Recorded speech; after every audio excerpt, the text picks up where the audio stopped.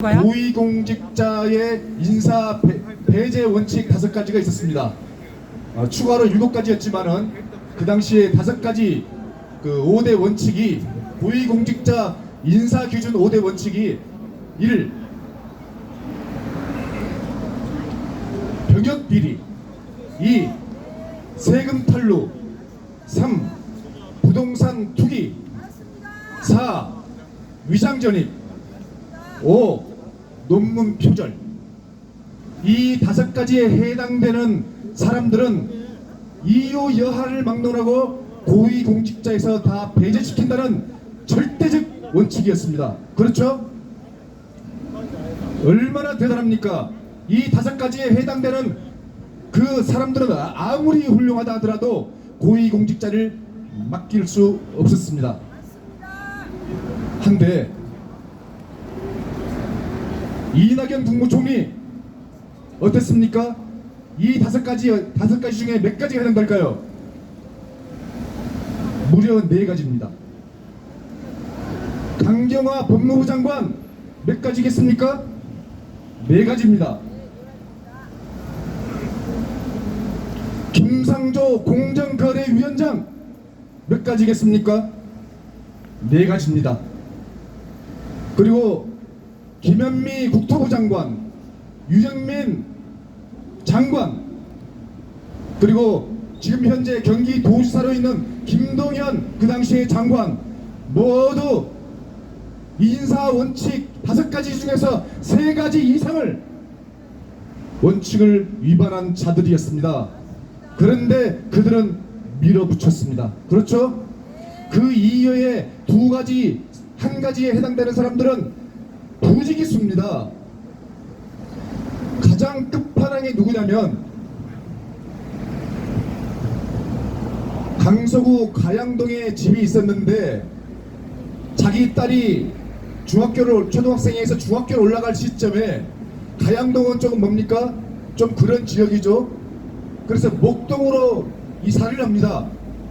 딸이 중학교에 올라갈 때쯤 해서 목동으로 갔다가 몇 년 뒤에 다시 가양동으로 되돌아옵니다. 뭡니까? 딸의 교육을 위한 위장 전입이죠. 눈물겹습니다. 우리 그거 인정합시다. 딸의 교육을 위해서 파락군보다 더 좋다는 목동에 입성하기 위해서 했다고 그거 좋습니다. 자, 그럼 2번째, 개포동에 1가구 2주택에 해당됨에도 불구하고 개포동의 산 시위 아파트가 10년 후에 무려 5배로 오릅니다. 가양동에 사는 사람이 개포동에 살 수 있죠? 그렇죠? 뭐 어디든 못 사겠습니까? 근데 그게 너무나 운이 좋게도 땅 아파트 가격이 무려 10년 사이에 무려 5배가 뜁니다. 3억을 주고 산 아파트가 15억이 돼버려요. 한마디로 돈벼락을 맞은 겁니다. 자, 거기까지 좋습니다. 능력이니까. 하지만 그 사람이 고위공직자로 발탁이 됐습니다. 그 사람은 과거 자신이 방위병으로 근무를 할 때 대학원 학점을 이수합니다. 그것은 병역비리입니다. 그렇죠? 군대에 재직하고 군대에서 병역을 맡고 있는데 대학원을 졸업해요. 이수를 땁니다. 그것은 넣으면은 병역비리입니다. 특혜이자. 자, 그런데 그것을 청문회에서 따져 물었더니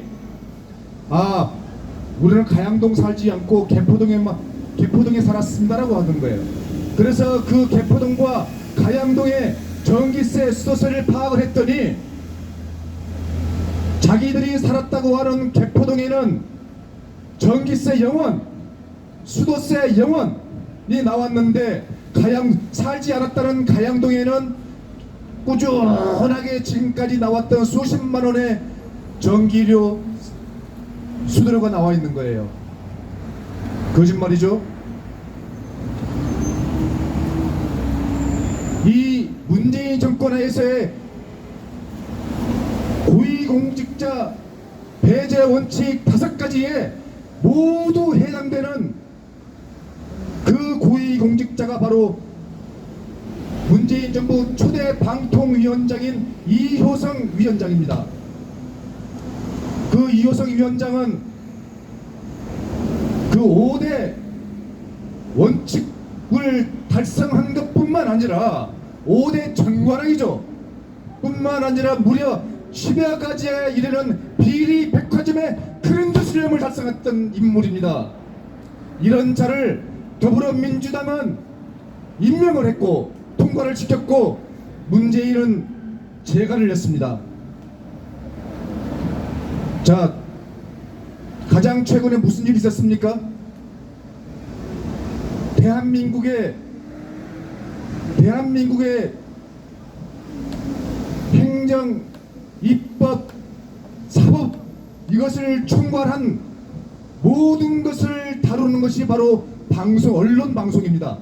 그 언론 방송은 대한민국의 이 상권의 딴따로로서 모든 것을 다 장악합니다. 현재 대한민국의 언론 방송은 누가 장악을 하고 있습니까? 언론 방송은 누가 장악을 하고 있죠? 바로 민주노총입니다. 그 민노총이 장악한 방송과 언론은 지금까지 수십 년 동안 자유대한민국을 위해서 자유를 삭제한 채 종북 좌파의 그 가두리 양식장에서 그들만의 종북 좌파의 이념 교육과 이념을 우리 대한민국 국민들에게 세뇌시켰던 것입니다. 그것을 이제 이진숙 방통위원장이 들어섰더니 하다 잡을 게 없으니까 법카로 잡아요. 이진숙 위원장이 법카로 물론 사먹을 수 있습니다. 하지만 이재명 와이프 김혜경처럼 그런 법카를 사용했습니까? 아닙니다. 이진숙은 당당하게 내가 쓸 수 있는 한도 내에서 썼던 것입니다. 그래서 밥을 사 먹었던 뭘 했던 법 절차에 의해서 법카를 사용한 것뿐이에요.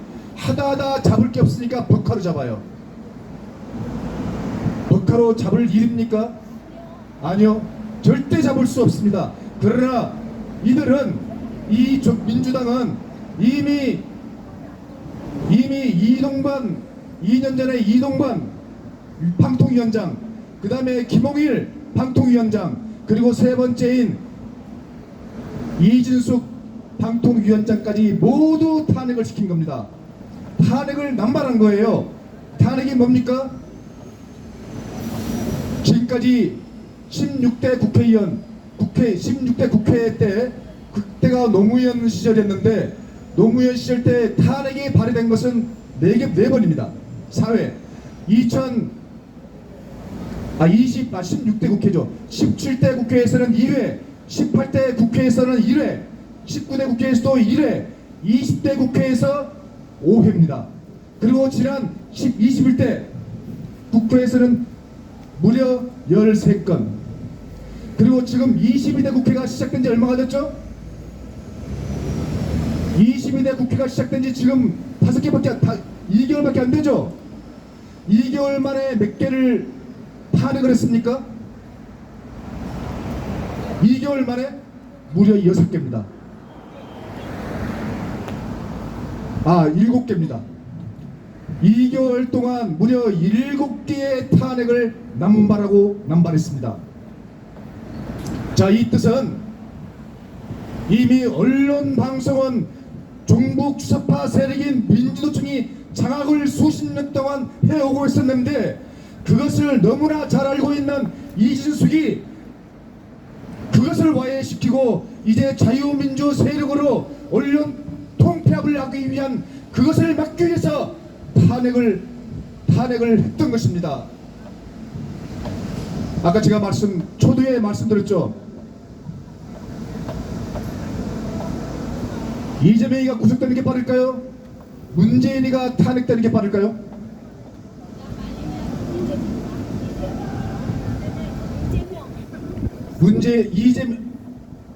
아니 문재인이 아니라 윤석열. 이재명이 구속되는 게 빠를까요? 윤석열 대통령이 탄핵되는 게 빠를까요? 현실은 그렇지 않은 것 같습니다. 왜냐? 윤석열 대통령은 지금 지난 윤석열 탄핵을 원한다는 국민청원 동의가 국회청원 동의가 몇 명인지 아시죠? 140만 명을 넘었습니다. 그런데 이미 4년 전 코로나가 막 시작되던 2020년 2월 달에 중국을 빗장을 걸어 잠그지 않고 중국을 무려 대한의사협회에서 7번이나 중국을 빗장을 걸어 잠그라는 이러한 말을 무시해버린 문재인으로 인해서 코로나 팬데믹이 한국에 기하급수적으로 퍼졌는데, 그때 대다수의 국민들이 문재인을 탄핵하라, 대한민국 국민이 편이 아닌 중국 정부의 하나의 도시국가의 대통령에 불과한 문재인을 탄핵하라는 탄핵 청원서를 국민청원을 냈죠. 그때 149만 명이 동의했습니다.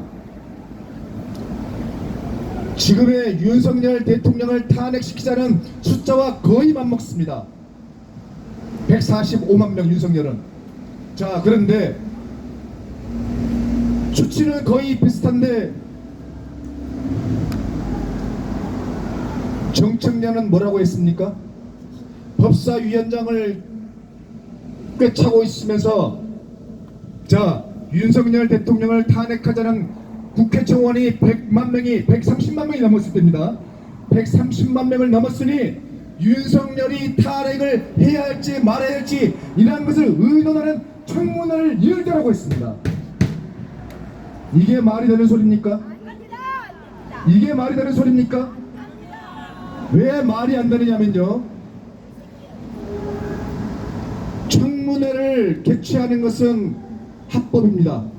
탄핵 청문회를 하든 어떠한 청문회를 하든 인사청문회를 하든 그 개최하는 것은 합법에 의해서 거의 대부분이 해요. 하지만 뭐가 문제냐면 탄핵 사유와 그 절차가 문제인 것입니다. 왜냐? 탄핵을 하려면 국회의원 고위공직자는 몇 명이 해야 되죠? 국회의원 과반 이상이 해야 되죠? 발의를 해야 됩니다. 대통령은 3분의 2 이상이 돼야 됩니다. 자,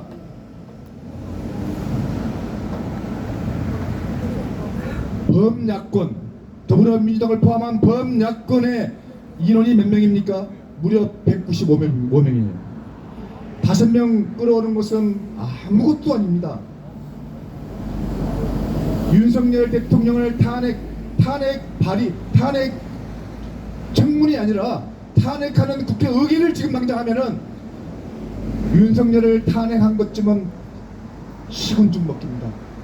땅 짚고 헤엄치기입니다. 저들이 봤을 때. 단지 왜 못하고 있느냐? 바로 명분이었기 때문에. 명분만 찾으면 당장 내일이라도 윤석열 대통령은 탄핵의 열차를 타고 갑니다. 자, 그렇다면 왜 이재명의 구속이 늦어지느냐? 이재명 사건이 몇 개입니까? 총 6개입니다. 그 중에 2개는 이미 거의 다 진행이 됐고 4개의 핵심 사건이 있는데 이 4개의 사건 중에서 분류가 된 혐의가 14개의 혐의예요. 자, 그러면은 그 4개의 큰 핵심 사건 중에 3개의 사건은 서초동 법원에서 재판을 받고 있습니다. 그리고 나머지 1개는 수원지방법원에서 받아요. 그 수원에서 받는 것은 쌍방울 불법 대북 성공 사건입니다. 이재명이가 지난 6월 달에 대법원에다가 나 이렇게 재판을 받고 있는데 일주일에 2번씩 이거 너무 힘들어. 근데 3개의 사건에 거의 9개 이상 10개가 넘는 혐의로 재판을 받다 보니까 너무 힘들어. 그리고 수원에 있는 쌍방울 대북 송금 사건을 이쪽 서울법원으로 병합시켜주세요. 병합시켜줘 라고 대법원에 신청했죠. 그래서 대법원에서 20여일 동안 그걸 검토를 했습니다. 그리고 김선수 종북 좌파 대법관을 포함한 4명의 종북 좌파 대법관들이 심의를 한 결과 어떻게 나왔습니까? 이재명 합병 4개의 사건 합병 기각. 천만다행입니다.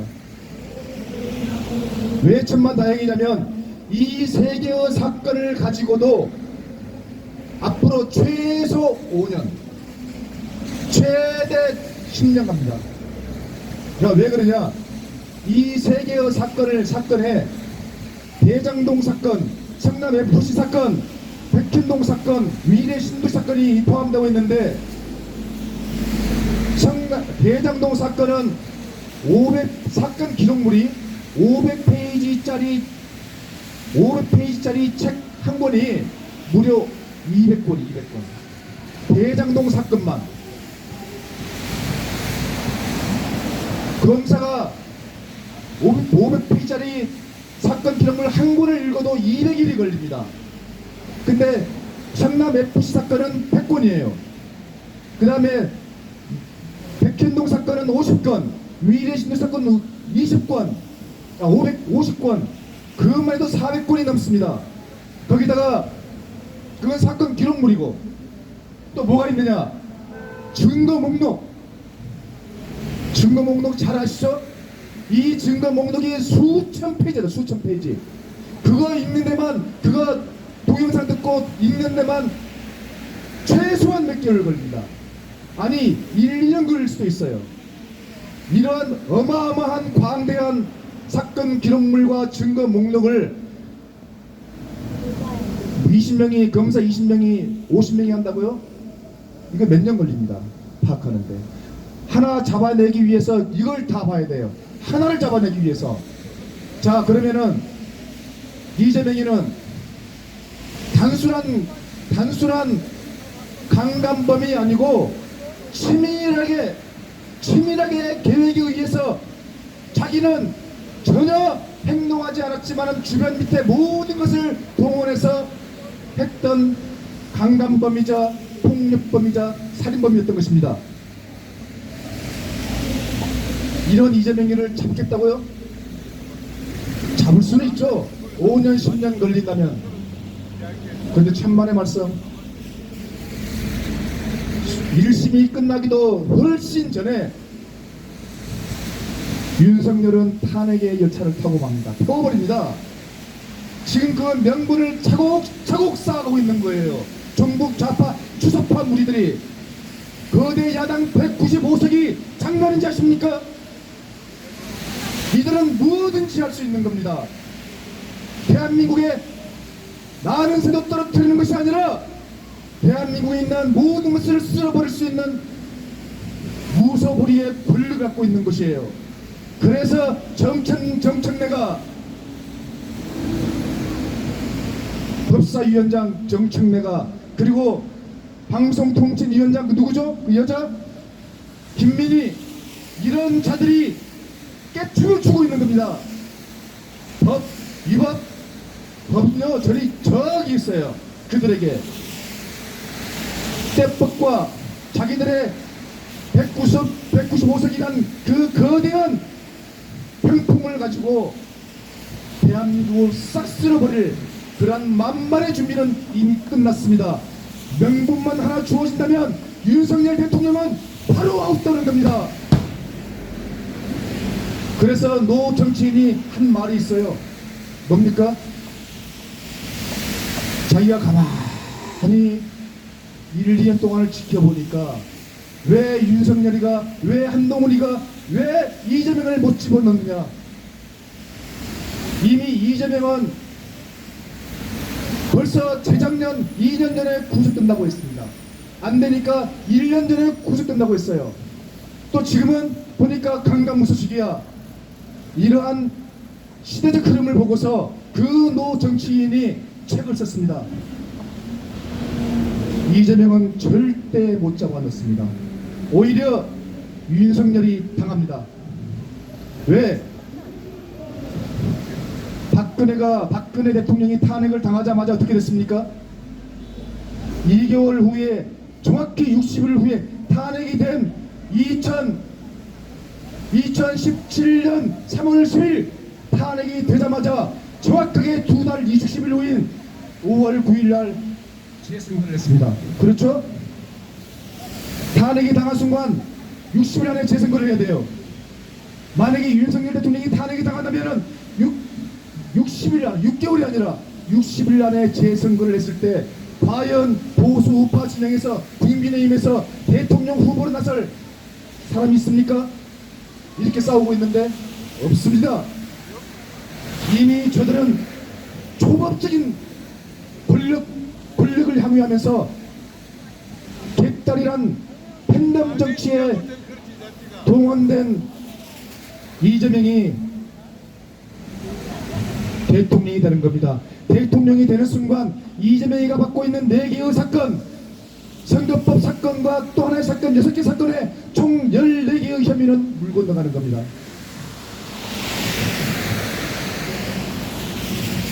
우리는 여기서 이렇게 하는 것도 중요하지만 정말 뭔가를 구국의 결단을 내려서 이 위태위태한 자유대한민국을 반드시 세워야 됩니다. 바로 저를 비롯한 바로 여기 계신 여러분들이 그 역할을 하셔야 됩니다. 감사합니다.